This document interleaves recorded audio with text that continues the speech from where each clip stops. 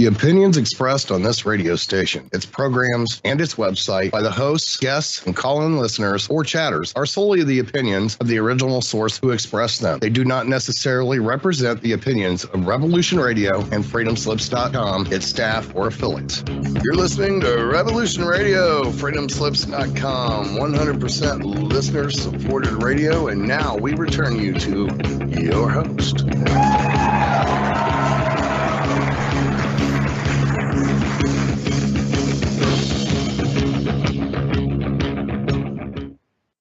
Thank you, Nighthawk, and welcome back to Dave and Mackie's Shiny Side Out. Excuse me, show number 545, 540, and 500. Say backwards is forward. And we are going to be talking about something that we completely missed over the pandemic. Dave, it's funny how the last couple of years are a bit of a blur for a lot of people. I'm the same. I'm no different there. And you know, lockdowns, pandemic, no international travel.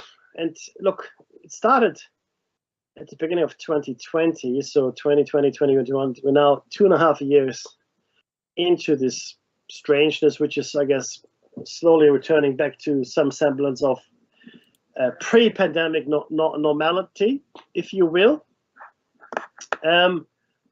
But certainly not quite back to the actual normal, if you will, right? So it is not surprising that a lot of stuff we just missed. Okay, and what we missed is what the show is about today and probably for the next few Sundays, as it were. And this is animal-human hybrids. Animal-human hybrids. And something went wrong. When? With my text here. Oh.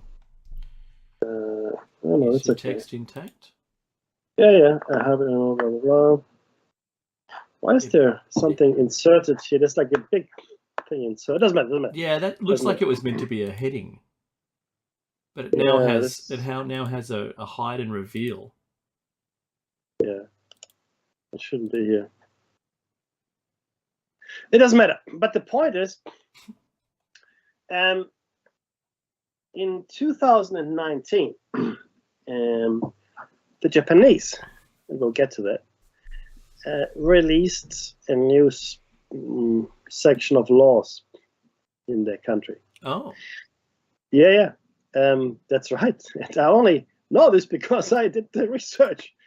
And I thought to myself, okay, this is interesting. I didn't know that.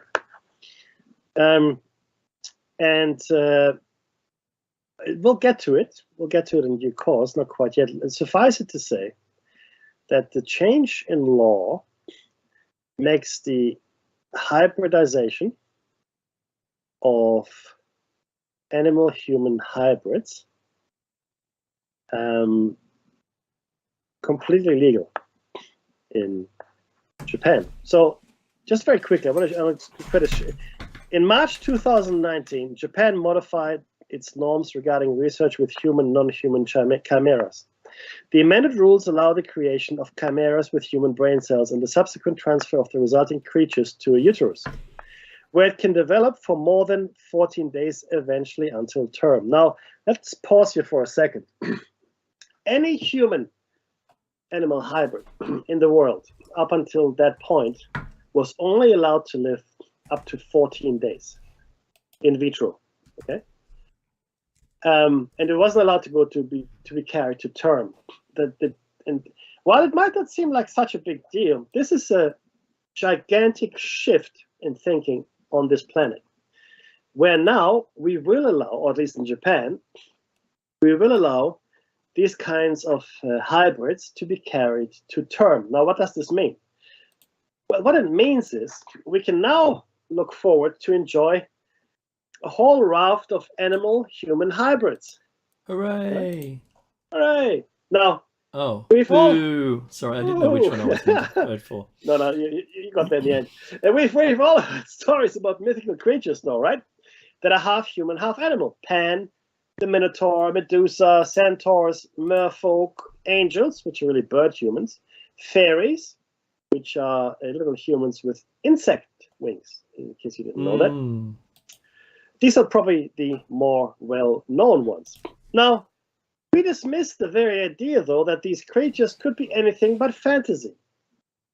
The notion that once they roamed through Earth would make people smirk at you at best or commit you to an institution with padded walls at worst. Are they comfortable? It is simply comfortable, very. Oh, it's so good when I lean against it. It is simply too far removed from our accepted reality to even consider the possibility. However, today, our own civilization is at the cusp of creating and crafting as both a raft of animal-human hybrids. Laws have been changed to allow for it, and the first experiments, at least officially, are already underway. However, there's actually quite a dark history, which we're going to explore here. To clarify, and so we know what we're talking about, species are defined as groups of living organisms consisting of similar individuals capable of exchanging genes or interbreeding. Okay, I mean, that's fair enough, everybody understands. However, the hybrid animal, right, or the hybridization of animals occurs when parents from two different, but usually extremely closely related species are able to produce offspring. That's usually what hybridization means. And at the best, the most well-known, I should think. Yeah, go ahead. A horse and a donkey makes a mule. Bingo. Perfect. Now a mule can't replicate. Exactly. And that's a key feature, usually, of hybrids. They cannot replicate. However, right, there are some that can. Okay? There are a number of exceptions. With scientific intervention and certain breeding techniques, including artificial insemination, it is possible to create a breeding line of hybridized animals that are actually fertile. So some are naturally fertile, right? But we now, with our science, Dave, look at us can science. in fact, with science all day long, we can now help nature, and we could make a mule fertile if we really wanted to, for example. Now, we've already dabbled in hybridized animals, okay? And there are, in fact, many hybrid animals in the world. And some of them are naturally occurring hybrid animals. And Dave, why don't you share with us what some of these are? Oh, most welcome. A mule, we already covered this off. It's a cross between a female horse and a male donkey. It doesn't work the other way around. Hinny, it's a cross between a female donkey and a male horse. It's the other way around. A mule and hinny are examples of reciprocal hybrids. What about the Z-donk or the Zonki, which is a zebra-donkey cross? You've got a Zorse, that's a zebra and a horse cross. A Zoni, and I like this one, or Zetland is a zebra-pony cross, or Zoni is a generic term. Zetland is specifically a hybrid of the Shetland pony breed with a zebra. Oh, I don't know. How would you pronounce the next one? Zo. It's got a DZO, or Zo, or Yakao. A cross between a domestic cow and or bull and a yak. I didn't even know that one existed. I love this. This just sounds so good. I wish I had some of it in my smoker right now. Beefalo. A cross of an American bison and a domestic cow. This is a fertile breed. This, along with mitochondrial DNA evidence, has led bison to occasionally be classified in genus Bos. Isn't it crazy? The Zubron, a hybrid between Wisent, a European bison, and a domestic cow. The Yakalo, similar to the Yakko, it's a hybrid between a bison and a yak. I wonder how they coax them. Do they get them bottles of wine and have them, dinner? Yeah, I think she likes you. I think she likes you. That's how I married my first wife. Anyway, a Wolfen is a fertile but rare very rare cross between a false killer whale and a bottlenose dolphin. Ligers or tigons, crosses between a lion and a tiger, which depending on which way it went, and other panthera hybrids such as, wow, go on, Mickey. I want to say that's the Jagulep. Like Jagulep. Yeah, hybrid orangutan, a hybrid between a Bornean orangutan and a Sumatran orangutan. And then we also have some living Homo sapiens have genes from the extinct Homo neanderthalensis, indicating hybridization in the past. Now, go on. I'm just going to say that most humans have, some Florensis, some Neanderthal, right? Some Australopithecus, because we interbred. Yes. Correct. So we're kind of all living examples of that, hopefully. No, but that's exactly right. I mean, that's the point. Yeah. And in fact, we know now that there's 4, 5, 6, whatever different groups of human beings that we have genetic material from in ourselves today. Now, but you know what's it's funny. I decided to include this, Dave, as you know, because it's because we started doing the research for this group for this show. So when we started the research for the show topic, a number of ads started popping up in the browser. Because you type in, animal human hybrid, and then you get these pop-ups, and in the Google search engine, it gives you ads. Now these are ads that popped up, and I put the links in the show notes. We can share them in the chat room, but the show notes will be made available at some point in the future as soon as we can hire an assistant to put our show notes online. But this is the first one, and this is fairly benign, innocuous. A DNA-based testing based on htDNA chip, registered trademark. The overview of genetic testing. Now, I went to the website and I just copied the first few paragraphs. The results of genetic testing can be used to analyze the types of genes contained in an individual to determine whether the gene is defective or whether the gene expression function is normal. Through genetic testing, people can know their own genetic information, determine the cause of a disease, or predict the risk of a certain disease. Genetic testing can diagnose diseases and can also be used to predict disease risks. There are 3 general methods of genetic testing. There's biochemical, chromosome analysis, and DNA analysis. I won't go into the detail here. What are the applications, though? As we can see in the figure below, which you can't, of course, the application directions of genetic testing are mainly for medical treatment, including newborn genetic screening, non-invasive inspection, early tumor screening, cardiovascular disease estimation, nucleic acid amplification testing, and doctor medication guidance. Genetic testing methods have huge advantages of traditional diagnostic methods for the diagnosis of the cause of certain diseases. Now, what can htDNA chip, registered trademark, platform do in genetic testing? Most of the process of genetic testing is actually the process of gene sequencing. The sequencing result is mainly obtained through gene sequencing, and the diagnosis result is finally obtained based on the comparison with a normal genome to find the problematic gene. Of course, when only qualitative test results are required, there's no need for time-consuming gene sequencing processes such as nucleic acid amplification testing. For most genetic testing processes, htDNA chip, registered trademark, technology platform can provide high-throughput next-generation sequencing, which greatly shortens the sequencing time of genes.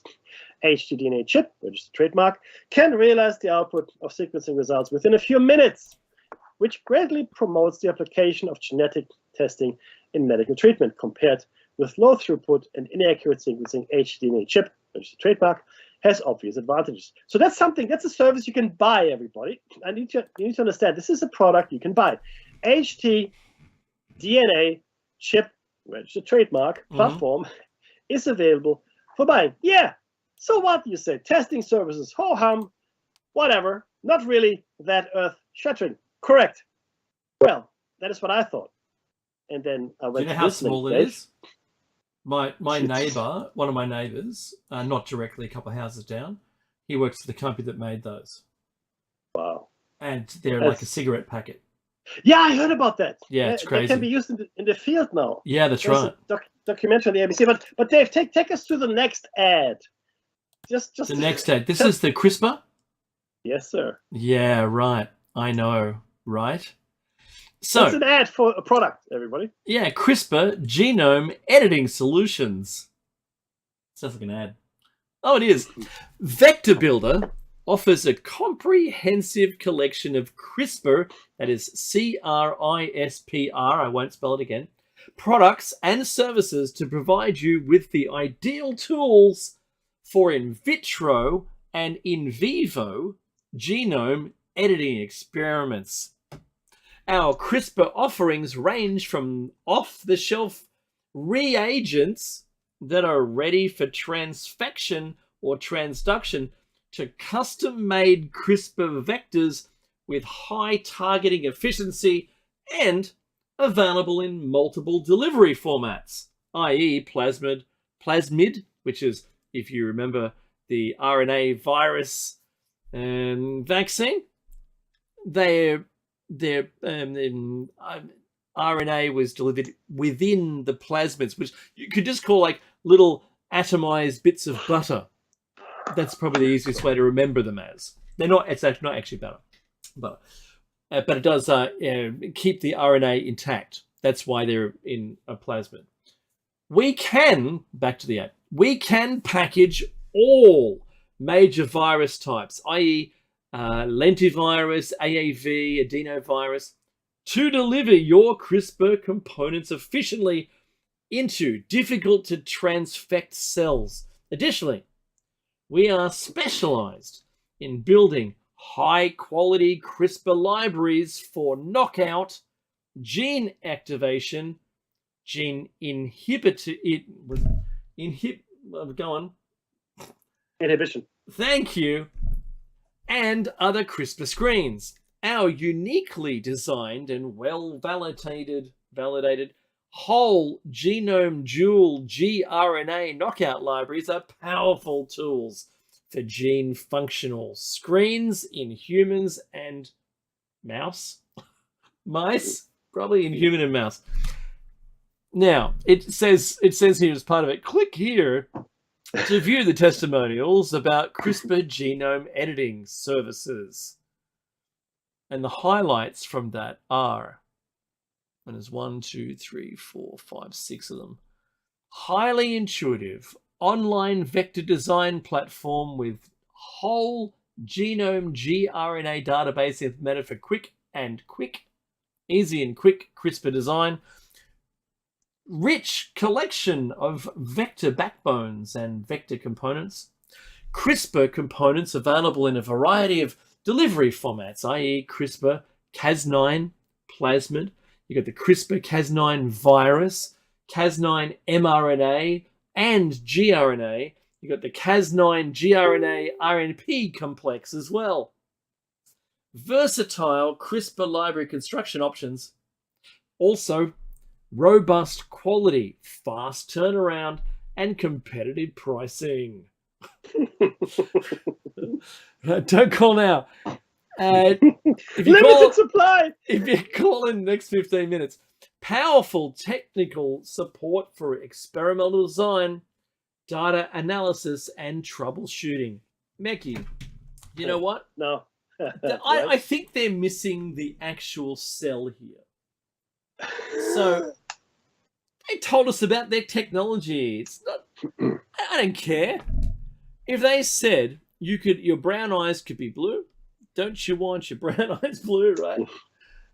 Yeah, sure. I can do that. If you have a genetic disorder, we can just delete it. We can fix that genetic disorder while you're alive. You don't have to be dead to fix it. And we can just do it, with a regular set of injections, and you're good to go. Yeah. So that CRISPR technology is off the back of the successful use, and I'm using their own words,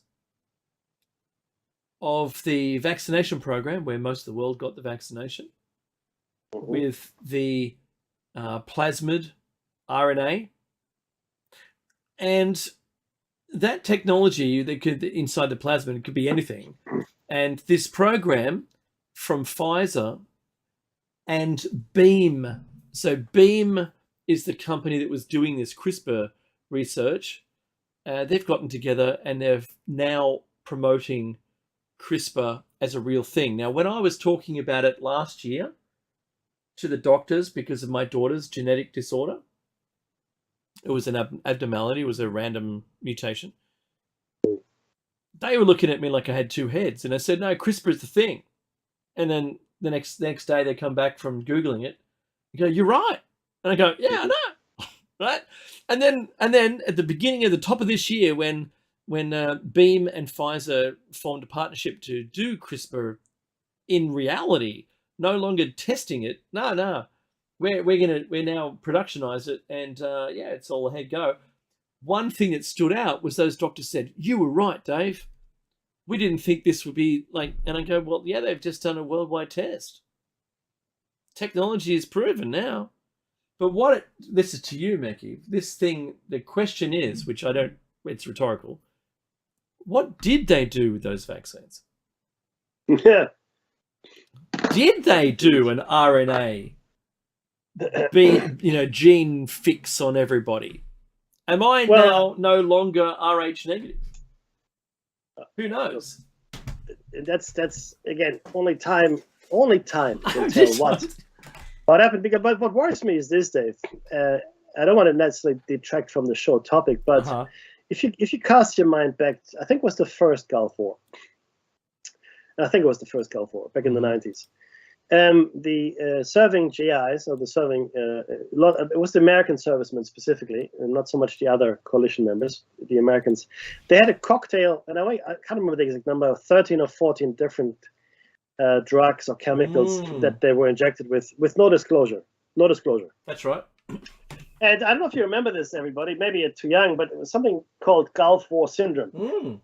That really negatively affected the returning veterans, especially the Americans, because they had received this vaccine, right? That's right. And it was said, "Oh, this will protect you against chemical and biological weapons." Now, chemical weapons, I don't know what vaccine could ever protect you against chemical weapons, but whatever. Sure, but sure they do. Certainly, sure they do. Certainly, biological weapons, you could argue, but you could receive maybe a smallpox vaccine, a bubonic plague vaccine, etc., etc. But the point is that only the Americans had this high incidence of Gulf War syndrome, not the other allies. And it was finally, I guess, maybe not admitted, but it was certainly strongly suggested that this cocktail of whatever it was that was injected into the soldiers might be at least partially responsible for that particular outcome. That was then. It was a fairly large covered up. Yeah, it was a fairly large sample group. I mean, there's probably several 100,000 troops deployed in the end in that war. Yeah, that's right. I mean, it's fairly large. But this recent pandemic, and if we look back now, I think if you just took for a second, put your rational hat on, everybody. Put your rational hat on, and look back at what happened in 2020 specifically. When the first cases started to come out of Wuhan, end of 2019, beginning of 2020, 75,000 people.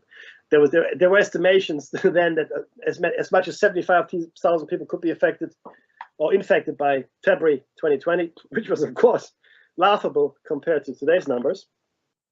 But it was a very strong reaction in the media from the politicians, everybody.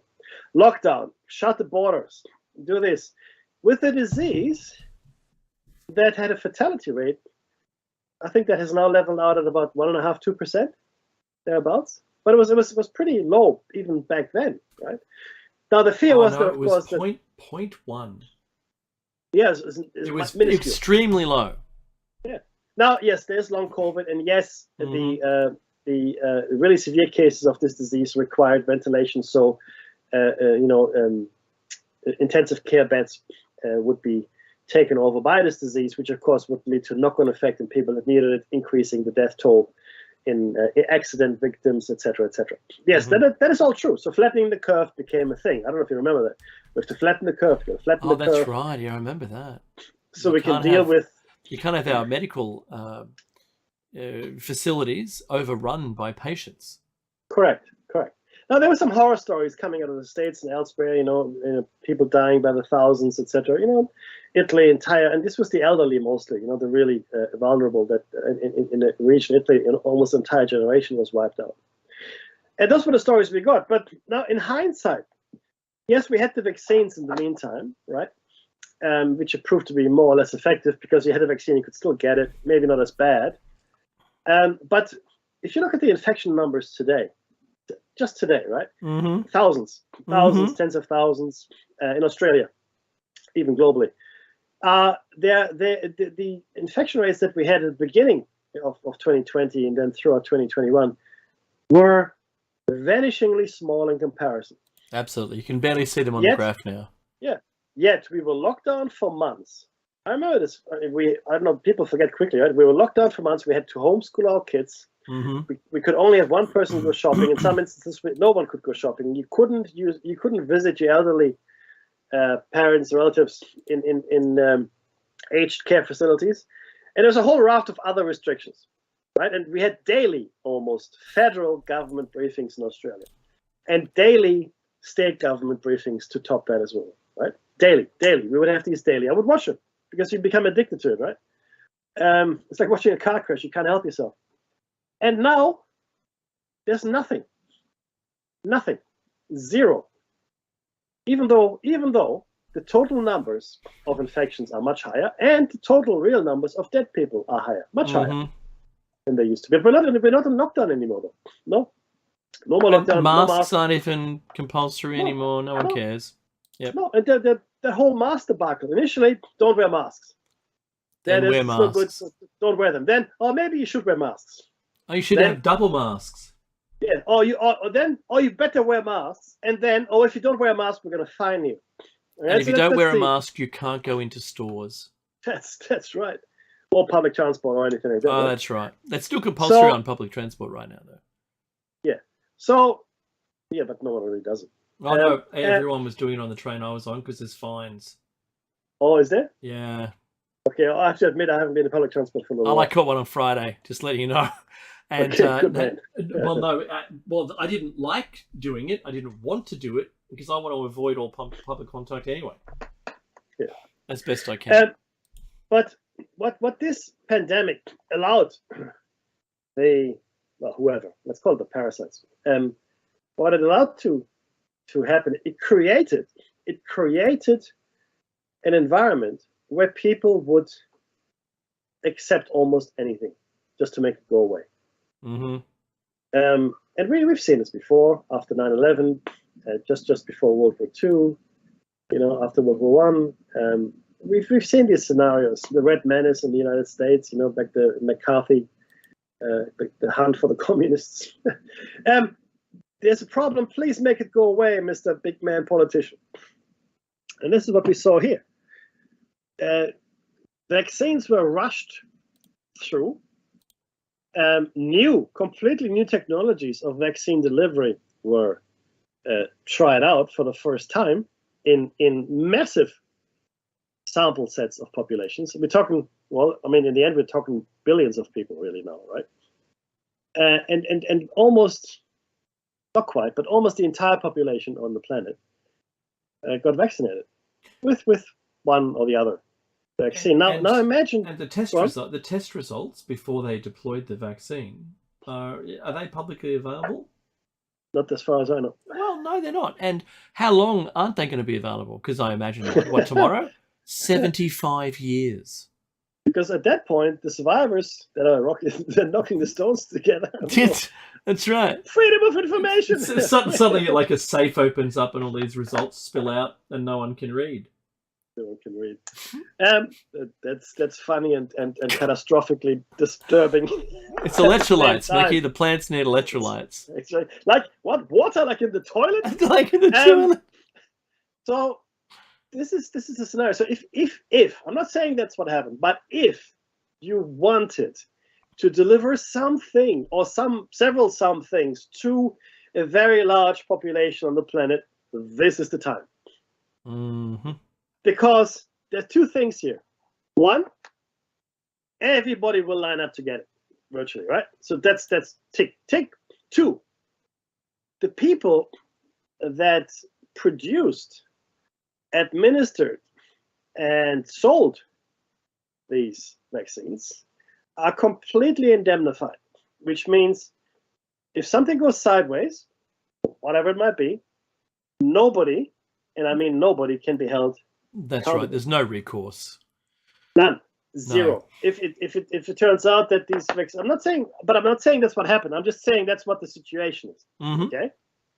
But if you wanted to do that, this would have been a great time. So, and Dave is quite right. So all of this stuff. So when I looked at some of the stuff, and when we started researching for the show, the ads that popped up, I couldn't help myself. So I looked at it, right? And Dave saw it, and it's astounding that we have this. These are services you can procure. You can click on that, and maybe you've got enough money or whatever, or you've got a need. You can actually now go and get that done. You can do the testing, and you can do the gene editing. You can do that. We no longer have to. We no longer have to breed. Like in the olden days, we used to have to breed, Dave. Right? We used to take the best two horses. Those days, yep. No, you don't have to do that. You don't have to breed anything. No. You just do the gene manipulation. I mean, Monsanto has been doing it with livestock and plants for a long time, right. as we know. Yeah, that's right. And they produce a non-reproducible seed bank. Correct. So they're not heirloom seeds, so you can't plant and then plant the product of that. And that's their business. That's their business model. I'm not going to dispute it. It's I don't want trouble. But saying that, I think it's important to note that at some point that doing it in vitro or in vivo, that you're going to end up being able to create the human that you want. Absolutely. So we don't know how to make the brain more powerful or inject memories, or we don't know how to, make someone taller or shorter. We know what the gene looks like, but we don't know what to do next. Say I wanted to see, Mackie, I wanted to see like a cat. Ooh. Yeah, I don't need any funky tech. I can just change my DNA so that my eyes reflect. They change their configuration so they can suck in all the available light and point it like at the target to illuminate the target. That's what cat's eyes do. That'd be kind of neat. Yeah. No. Again, and look, there's an argument you made here. That's really good technology. Let's do this, right? Now, there's of course the other side of it, which in my opinion is much larger. Is where stop for a second here, please. Is this really something Are we sure we want to do this?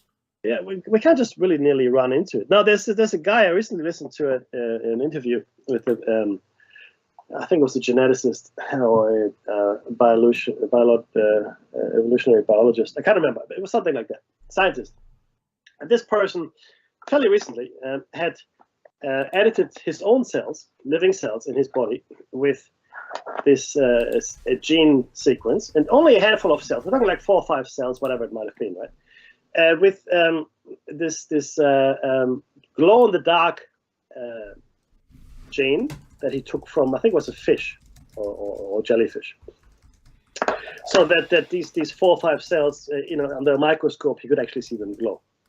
So he did that to his living body. Wow. I just want you to understand the technology that is available today. Okay?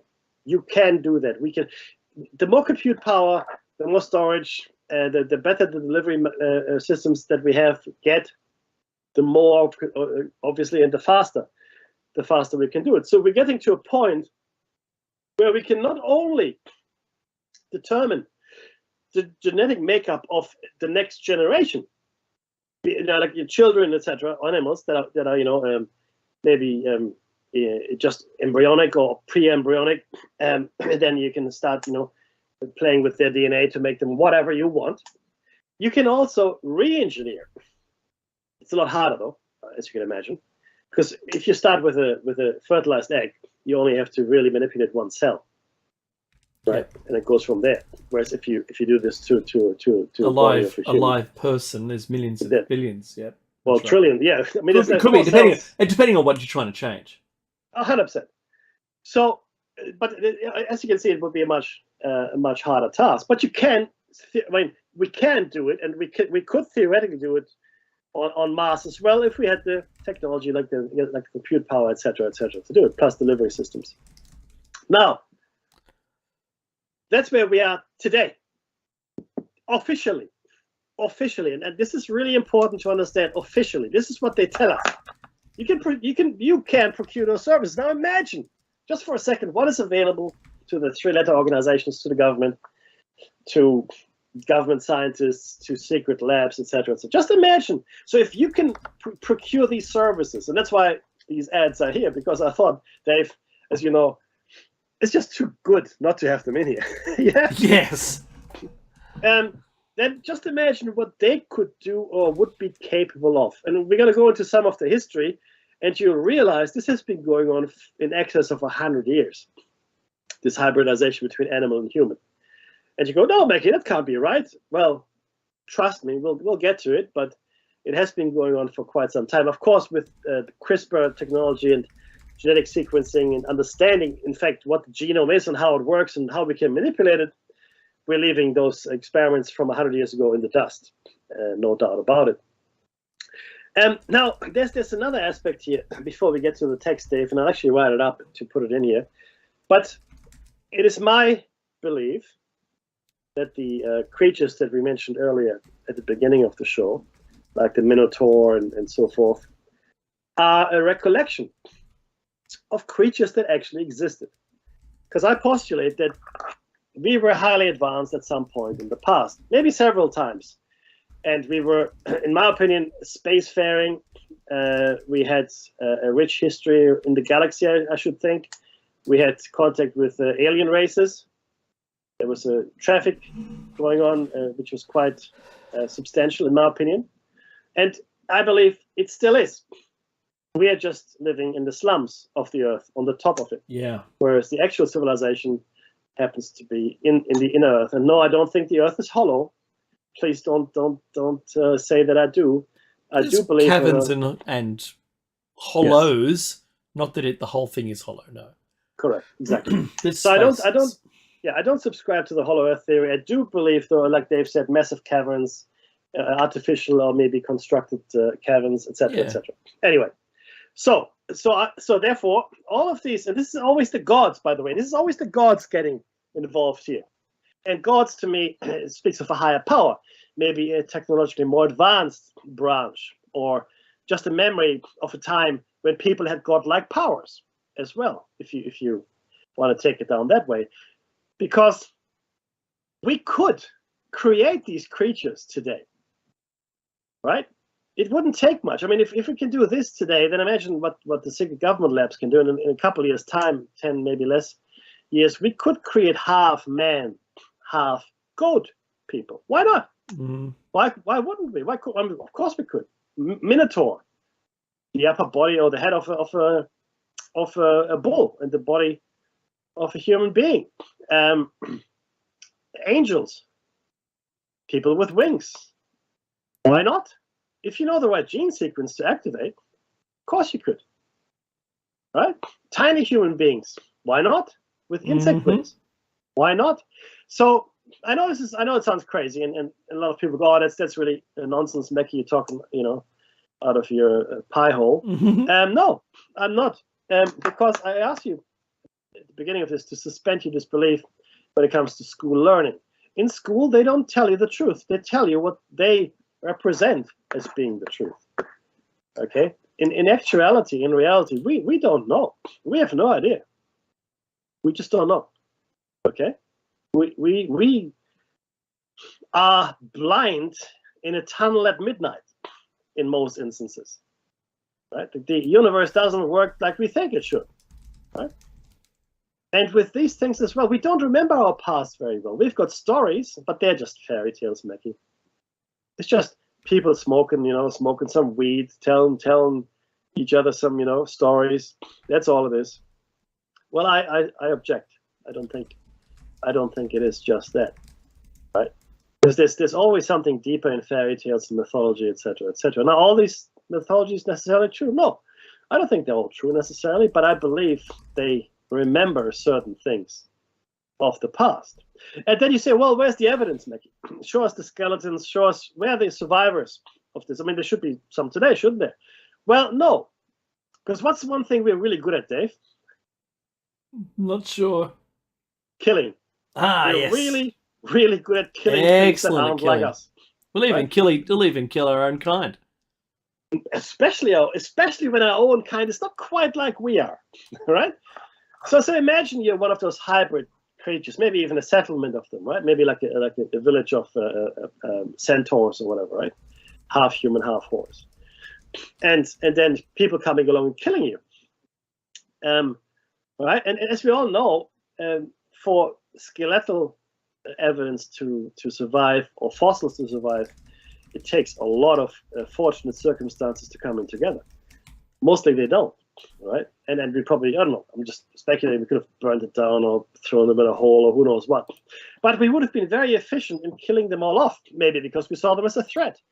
I mean, in most instances, it's enough. It's enough that they're different to us. And again, recent history, what was the difference between the Hutus and the Hutus and the Tutsis in Rwanda? Anyone? Their height. Their height. Yes. One tribe, and I can't remember which one. One was tall on average, and the other one was short on average. That was the difference. So you got hacked to death if you were short or tall, or the other way around. Bad luck, right? So that's enough. It's enough. In this beautiful experiment called the Wave in the United States, there was a school teacher that was going through Nazi Germany. The students said, Germans are crazy. You know, of course it happened in Germany. It couldn't happen here. And the teacher goes, no, of course it could happen here. And all the students go, no, impossible. It could never happen here. This really happened, by the way, right? So what the teacher did, well, he devised an experiment. He divided the class into groups. And I believe it was the color of the eyes that determined which group you belonged to. Green eyes, blue eyes, brown eyes, whatever. I think it was the color of the eyes. But it was some inane little distinguishing fact, or hair color, or whatever. And within weeks, this experiment got completely out of hand. The people that were chosen to be the master race, let's say, right, by whatever trait the teacher had decided, completely lost any sense of propriety and were corrupted entirely by the power they now wielded. The experiment had to be stopped because people got hurt. And what it shows, though, my point here is that we will find a way to kill each other. We'll find a way to find something different. And that's why very few, if any, of those hybrids would have survived today. I mean, we killed off us. I mean, you know, there was Denisovan man, there was Neanderthalensis, Homo neanderthal, right? There was Homo forensis. And they're all, well, we think they're mostly gone or subsumed in our own genome, right? I mean, but the actual specimen of those specific human races are gone. And we find, I mean, let's just look at racial violence, right? I mean, black against white, against Asian, against Hispanic, against Native American, against Native Australian, against. We all pitted against each other all the time. That's the basic makeup of our nature. So that's why I say to you, those creatures could very well have existed, but they wouldn't have existed for very long if the society that spawned them, in my opinion, a fairly highly advanced, sophisticated society, collapsed. And I said this before, I think maybe we don't get those, maybe we are now cut off from the greater galactic family, if you will, and most of the activity we see here are automated activities. Machines that are carrying out automatic functions, like cattle mutilation. I mean, what could you possibly learn from even one more cattle mutilation, right? That we don't already know. Yeah, exactly, right? I mean, but if it were an automated process, if there were some process or procedure in place that activated once in a while to send out probes to check livestock, as it were, whatever, or even abduct humans, but without any guiding intelligence, just going through the motions. It's almost like calling a call center these days and being connected to a heuristic answering machine. It's very difficult to tell the difference between a human being and it's not really AI, but a very clever heuristic answering device, right? Could be on the phone voice or could be typing as well. And the people that interact with these, I guess, robots, if you will, for want of a better term, think they're actually aliens, right? Mm-hmm. Because that's what seems to be the case. But in reality, maybe not. Maybe these are just leftover remnants of a civilization that was highly automated, and just once in a while just goes out and does the things it used to do on a regular basis. And that's just how it is, right? I'm not saying that's the truth. I'm just saying that's something I think about a lot. And we are caught up here on the surface, maybe in that civilization's, I guess, death shows. I mean, maybe the people that were there are mostly gone or they've degenerated, right? So it really is just run automatically now, right? And we have lost contact to the outer galaxy. Who knows? We do seem to get deliveries, though, a lot of them. So maybe again, automation. Maybe things are just arriving here because they always have, and no one has decided to turn it off. Right? Similar things could happen in the Bermuda Triangle. Maybe somebody didn't turn off a certain machine. There's a forgotten phrase, Bermuda Triangle. I know, right? But look, the point is that I very strongly believe that these creatures have existed in the past.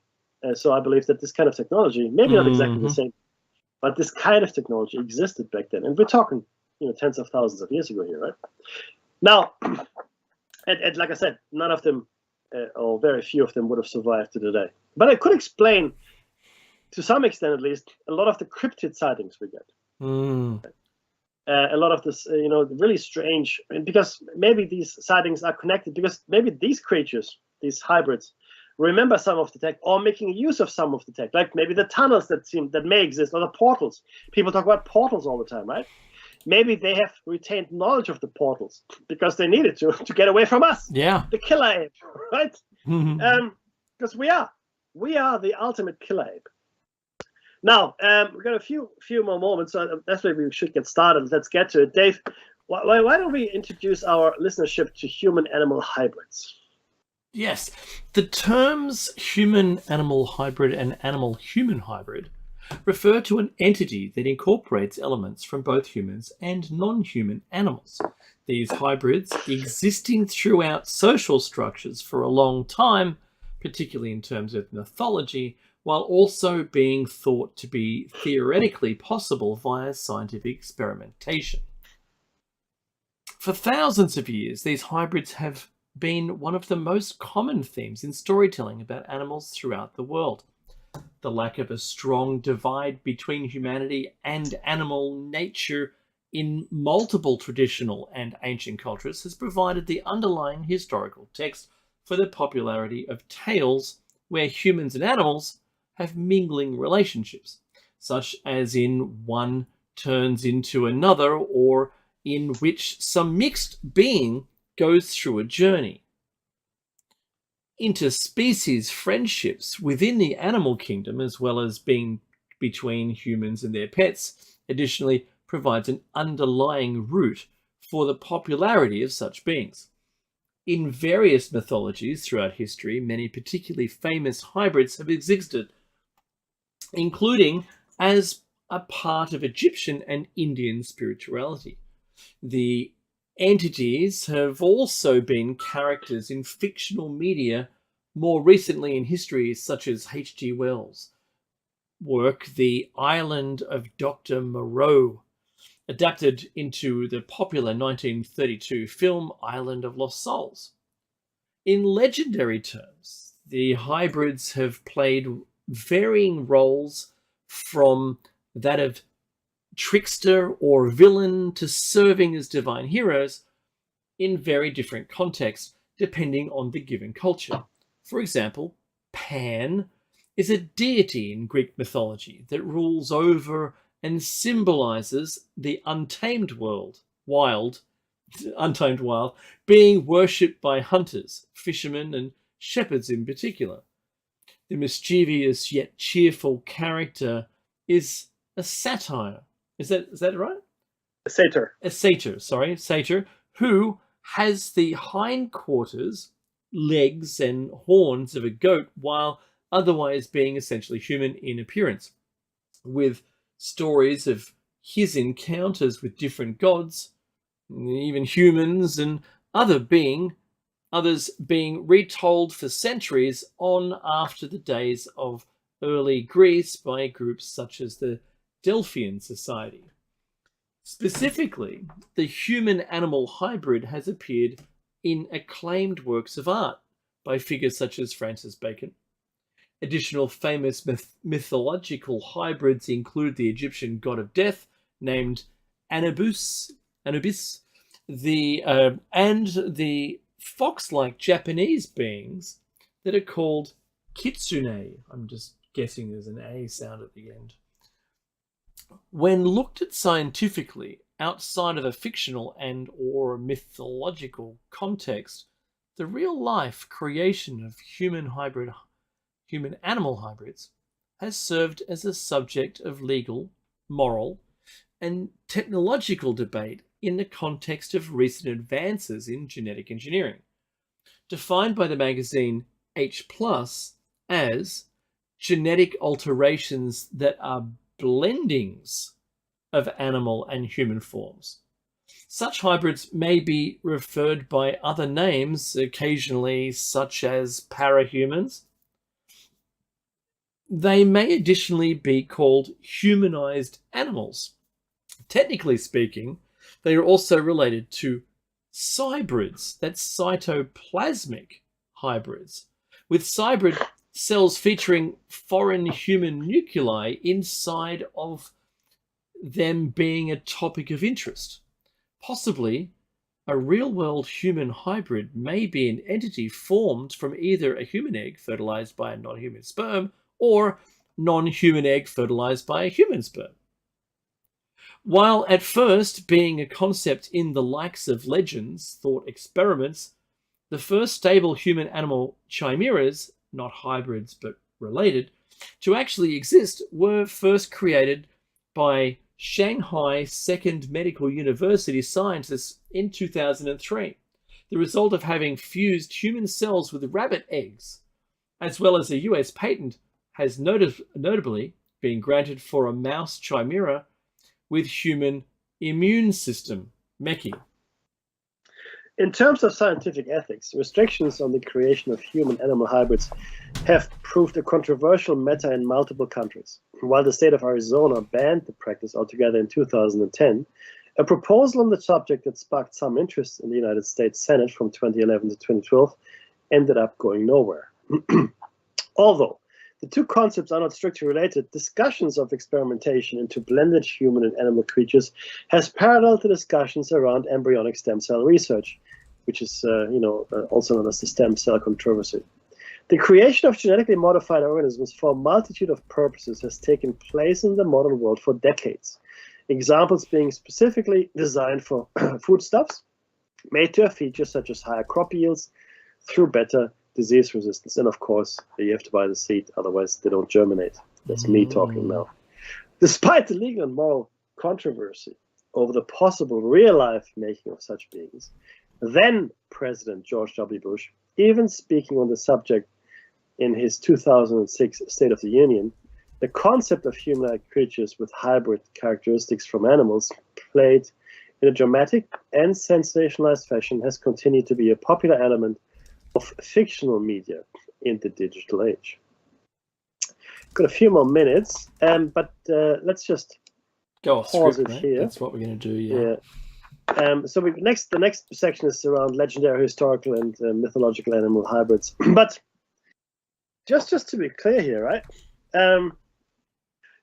We are looking at doing this, and we are doing this. So what once was maybe just a fanciful mythological story is soon going to be a reality. Now, the most likely initial hybrids, and Dave, please jump in my opinion, would be a pigman, probably a blend between human and chimpanzee or gorilla, I would think. I say pig because pig, in the pig eye, the pig skin, and many of the pig organs are very, very closely resemble humans. So, and the use for those particular hybrids would be to grow organs to be harvested. So does that mean that these hybrids are just that, just products, or do they have any rights? And we'll get to that discussion as well. And in fact, until recently, a human animal hybrid was not allowed to go past 14 days of gestation. But that means we were doing them, you know. Correct. Yeah. Correct. So Whereas the animal hybrids of myth and legends, like the griffin and the whatever, it's got Horus at the end. We still think of them only as imaginary, but just in the same way, like the chimpanzee. Chimpanzee, yes. Right, which was meant to have been created in a lab in the US, and was alive for 20 years or something like that. There's lore about it. Oh my goodness, the time's already up. That went quick, man. It sure did. This is David Mekishon Inside Out. This is the end of the second hour. You can catch us during the week on Plato's Cave on Tuesday and Thursdays. And also, stay tuned on this channel. Don't touch the dial for Jer Bear's awesome show After Hours.